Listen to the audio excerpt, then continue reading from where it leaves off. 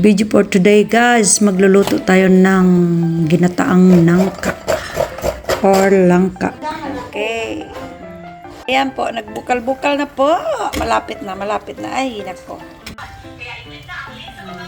Guys, ready. Guys, nilagyan ng asin at kinumot-kumot. What? Ayan. Sa dakong kamot. Para mawala yung tagok. Tagok, anong tagok sa inyo? Basta tagok na yun eh.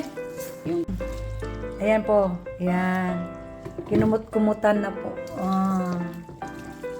Ayan. Kinumot-kumot sa dakong kamot. Oh my goodness.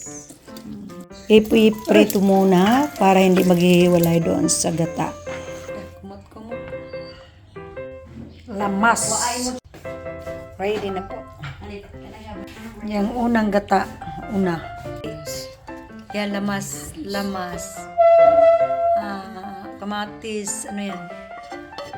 Luya, bawang. At saka, nandiyan na yung mga bulad. Yung mga bulad niyan, dyan na.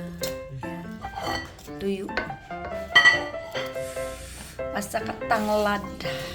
Ay, kalawang... Muna sabaw. Muna iluto. Kalawang puga. Kalawang puga. Yung pangalawang puga po ang iuna ninyo. Pagkatapos yung unang puga po ang last ilagay nyo. Nalgata na po yan. Gata. Inulog na yung gata.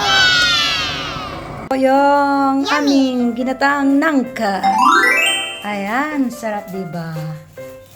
Yahoo!